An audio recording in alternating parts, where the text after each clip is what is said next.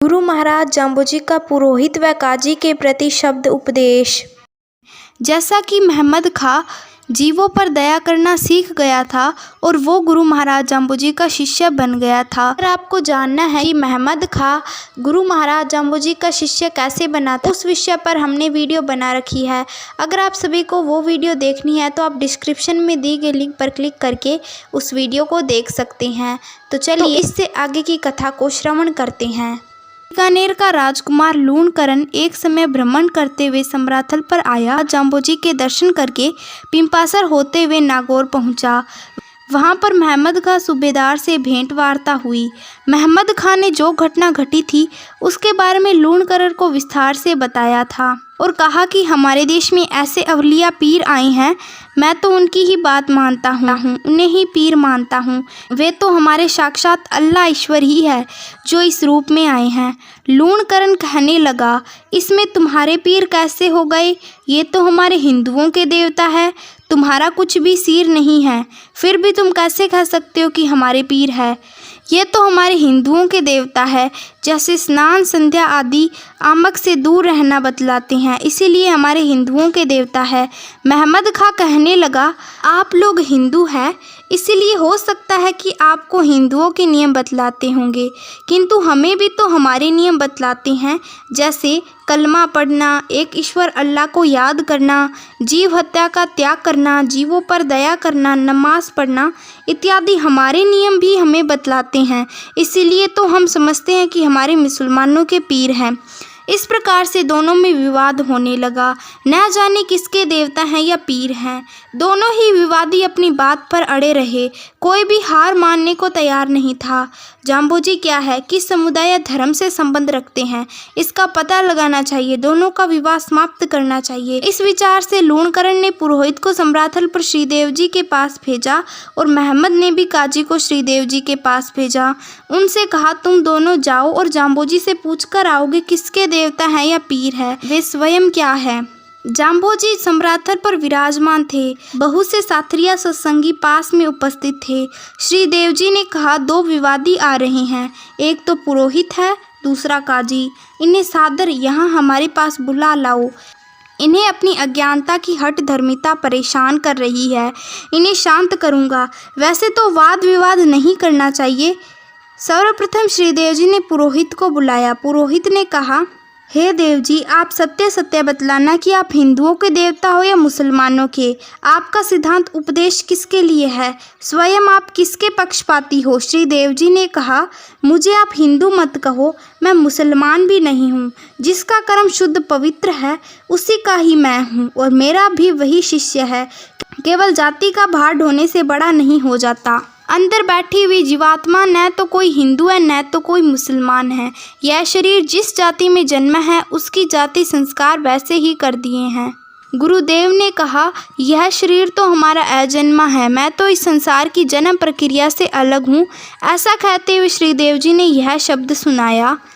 गुरु महाराज जाम्बोजी ने पुरोहित और काजी को समझाने के लिए शब्द 7 से शब्द 12 तक उन्हीं के बारे में ही बताया है। अब हम गुरु महाराज जाम्बोजी द्वारा उच्चारित शब्द 7 जानने वाले हैं।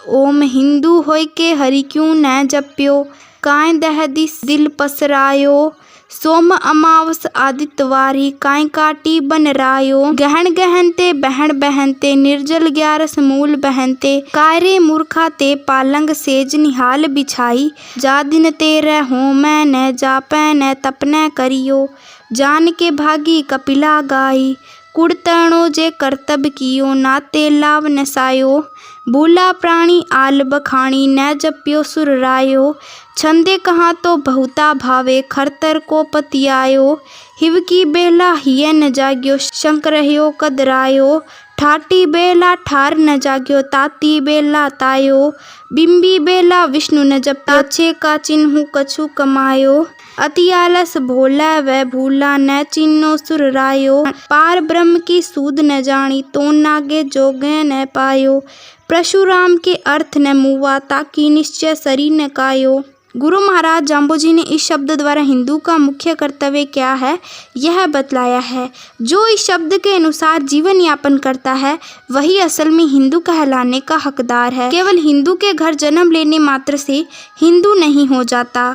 यह शब्द सुनाकर श्रीदेव जी ने पुरोहित से कहा, हे पुरोहित, तुम हिंदू हो, तुम्हारे घर में कोई तुम्हारे जाति वाला भाई तुम्हारे प्रिय मेहमान आ जाए तो उसकी तुम सेवा करोगे।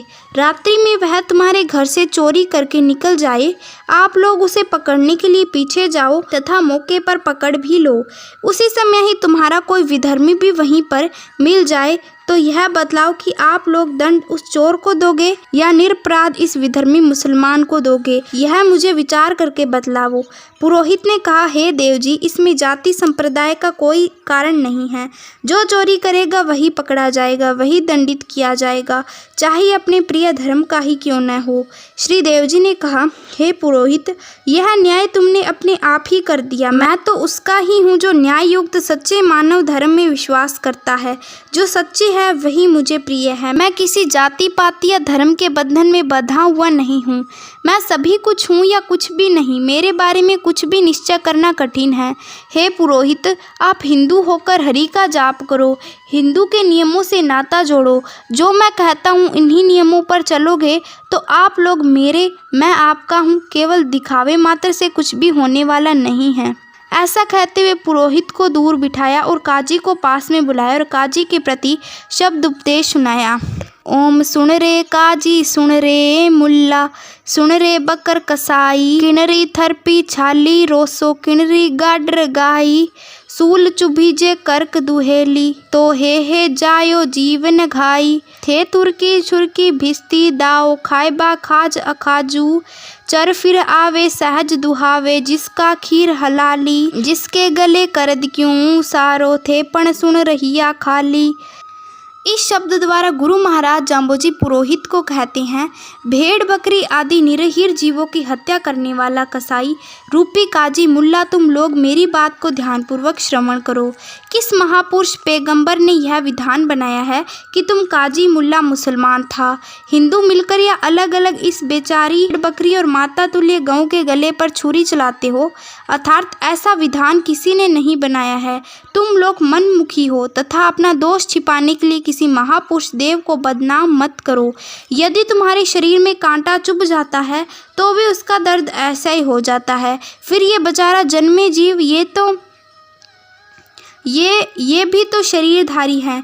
इनके गले पर छुरी चलाते हो तो कितना कष्ट होता होगा।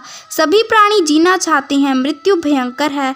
उस दुखदायी अवस्था में इन मूक प्राणियों को आप पहुंचा देते हैं, इससे बढ़कर और क्या कष्ट होगा। यह बड़ी दुख की बात है। आप लोग मुसलमान हैं और हाथ में छुरी रखते हैं तथा अखाद्य मांस का खाना खाते हो, फिर भी स्वर्ग में जाने का दावा करते हो। यह असंभव है।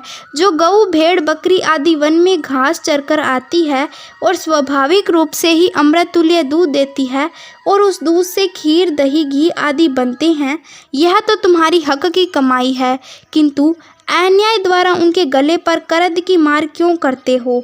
आप लोग कुरान पढ़ सुनकर भी खाली ही रह गए, कुछ भी न समझ सके। काजी कहने लगा, हे पीर जी, हमारे किए हुए कर्म हमारे लिए लागू नहीं होते हैं, क्योंकि हम लोग नमाज पढ़ लेते हैं, इससे हमारे सभी पाप कर्म धुल जाते हैं। तो इसके आगे गुरु महाराज जाम्बोजी जो काजी को बताते हैं वो शब्द 9वां है। तो आज हम सभी इतना ही जानने वाले हैं। हम अगले वीडियो में आप सभी को वो बताने वाले हैं। तो उसके लिए आपको हमारे चैनल को सब्सक्राइब करना है और अगर आपको ये वीडियो अच्छा लगा तो हमारे वीडियो को लाइक भी करना है। धन्यवाद।